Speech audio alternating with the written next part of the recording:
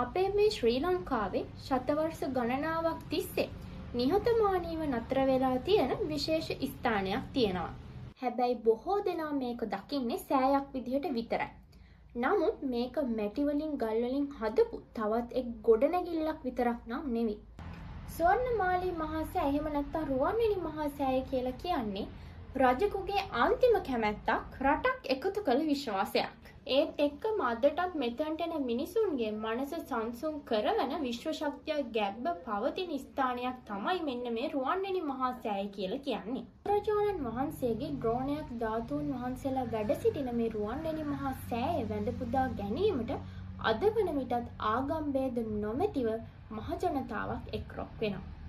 ඉතින් අද අපි මේ ස්වර්ණමාලී මහා සෑ රදුන්ගේ ඉතිහාස කතාව මෙම සෑ රදුන් ඉදිවීමට මඟ බෑබ්දූ සිද්ධිදාමය හා අපේ රට එක්සේසත් කළ මහා නරපතියෙකු දුටුගැමුණු රජු පිළිබඳ කතා පුවත බ්‍රේන් මීටර් තුලින් කතා බහට ලක් කරමු.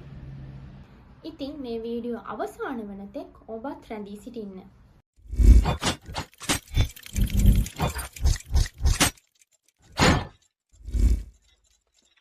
ඔබ දන්නා දුටුගැමුණු රජතුමා එහෙම නැත්නම් ගාමිණී අබේ රජතුමා කියන්නේ ශ්‍රී ලංකා ඉතිහාසයේ අග්‍රගණ්‍ය රජ කෙනෙක්. ඒත් එක්කම මෙතුමා දුෂ්ටගාමිණී අබේ යන නමින්ද හඳුන්වලා තියෙනවා. ඉතින් මේ දුෂ්ටගාමිණී අබේ කියන නම හැදුනේ කොහොමද කියලා ඉදිරියේදී මම ඔයාලට කියලා දෙන්නම්. ක්‍රිස්තු පූර්ව 161 ඉඳන් ක්‍රිස්තු පූර්ව 137 දක්වා කාලය තුල ලංකාව පාලනය කළ මෙතුමා රජරට පාලකයා සිටි එලාල රජු පළදා චෝල අධිරාජ්‍ය ලංකාව බේරගත්තා. මෙන්න මේ කියන දුටුගැමුණු රජතුමාට කායික සහ මානසික අතින් ශක්තිමත් දසමහයෝධීන් 10 දෙනෙක් සිටිය බව මහා වංශයේ සඳහන් වෙනවා. ඔවුන් 10 දෙනා ලෙස සුරනිමල, මහා සෝන, ගෝඨයිම්බර, තේර පුත්තාභය, බරණ, වේලුසුමන, ලබිය වසබ, කංචදේව, පුස්සදේව සහ නන්දිමිත්‍ර නම් කරන්න පුළුවන්. මහා වංශයට අනුව දුටුගැමුණු රජු එලාර රජුට එරෙහිව සටන දියත් කරනු ලැබුවේ මාගේ මේ ව්‍යායාමයේ හුදෙක් රජසැප පිණිස නොව සම්බුද්ධ ශාසනයේ චිරස්ථිතිය උදෙසා යන තේමා පාඨය මූලික කරගනිමිනි. ඊට පස්සේ මේ යුද්ධයේ අවසාන ප්‍රතිඵලය විදිහට බිහි වුණේ මහා සෑයක්. අතීත වැසියන්ගේද රජුගේද මෙන්ම ඔහුගේ සොයුරාගේද සහාය ඇතිව නිම කළ මේ ස්වර්ණමාලී මහා සෑය අද වන විට ශ්‍රී ලංකාවේ මෙන්ම විදේශික සංචාරකයන්ගේද සිත ඇතපද තබා ගන්නා ස්ථානයක් බවට පත් වෙලා තියෙනවා.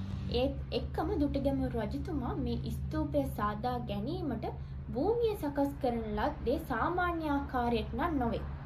පුරාවෘත්තවලට අනුව මෙම ස්ථානයේ ස්වභාවයෙන්ම ශක්තිමත් ස්ථානයක්.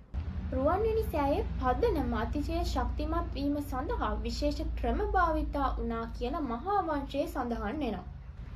අලින් දහස් ගණනක් පදනම මත ගමන් කරවලා බිම සකස් කළ අතර එවකට තාක්ෂණයේ නොමැති කාලයක මෙවැනි විශාල ඉදිකිරීමක් සාර්ථක වීම විශ්මිත ප්‍රතිහාරයක් ලෙස ජනතාව විශ්වාස කළා.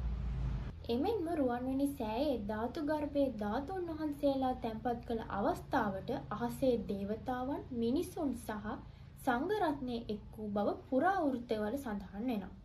අහසින් ආලෝක මල්වැසි සුවඳ විහිදුවා කියලත් මහා වංශය තුල දක්නට ලැබෙනවා. ඒත් එක්කම අපේ රුවන්වැලි සෑයේ මේ මොහොත වන විට ප්‍රතිහාර සිදු වෙමින් පවතිනවා. දීප්තිමත් ආලෝක දිස්වීම්, දේව ආරක්ෂාවන්, රෝග සුවවීම, මනසට සාමය ලැබීම, දේව සංකේත හා සුවඳ මෙන්ම පුරාවෘත්තවලට අනුව දූතමල් වර්ෂාවන් ලැබීම වැනි ජන විශ්වාස පුරාවෘත්ත හා අත්දැකීම් මත පදනම් වූවා වෙනවා. අපි දැන් කතා කරමු ස්වර්ණමාලී මහා සෑය එහෙම නැත්නම් රුවන්වැලි මහා සෑය වන්දනාමානයට ලක් කළ යුතු අයුරු පිළිබඳව. පළමුව සිත පිරිසිදු කරගෙන සෑය වටා සංසුන්ව ගමන් කළ යුතුය. එවිට ඔබ තුළ පවතින ද්වේෂය, ක්‍රෝධය, අසන්තෘෂ්ටිය වැනි ගුණාංග පසෙක තබා වන්දනාවට ප්‍රවිෂ්ඨ විය යුතුය. දෙවෙනුව පූජා ද්‍රව්‍ය රැස් කර ගනිමින් තුන් වතාවක් නමස්කාරය කරමින් තෙරුවන් සරණ යා යුතුය. තෙවනුව පංචශීලයේ පිළිපැද බුදුගුණ සිහිකර භක්තියෙන් සෑය වටා තෙවරක් පරිකම්මාවෙන් එහෙම නැත්නම් භක්තිමත්ව දකුණින් ගමන් කළ යුතුය. ඉන් පසු පින් අනුමෝදන් කරමින් සංසුන් සිතින් පිටත් විය යුතුය. ඉතින් අනුරාධපුරයේ හදවත ලෙස සැලකෙන රුවන්වැලි සෑය ශ්‍රී ලාංකික බෞද්ධයාගේ විශ්වාසය, ඉතිහාසය සහ ගෞරවය එකට එකතු ලෝක ප්‍රසිද්ධ මහා සෑයක්. ඒත් එක්කම රුවන්වැලි සෑය කියන්නේ අතීතයත් වර්තමානයත් අනාගතයටත් භක්තිය ගෙන යන අමරණීය සංකේතයක්. ඉතින් රුවන්වැලි සෑය ඉදිරියේ ඔයාට සංසුම් බවක් දැනෙලා තියෙනවද? නැත්නම් ඔයා අහලා තියෙන අద్భుත කතා තියෙනවද? එහෙමත් නැත්නම් ප්‍රාතිහාර්යයන් දැකලා තියෙනවද? එහෙනම් ඒ ගැන අපිත් එක්ක කමෙන්ට් එකකින් බෙදා ගන්න. ඒත් එක්කම මේ වගේ වීඩියෝ බලන්න කැමති නම් මාව සබ්ස්ක්‍රයිබ් කරලා තියන්න. ඉතින් අදට ගිහින් එන්නම් මේ වගේ දැනුම් බෙදෙන වීඩියෝ තුලින් ආයෙත් දවසක අපි මුණ ගැසෙමු.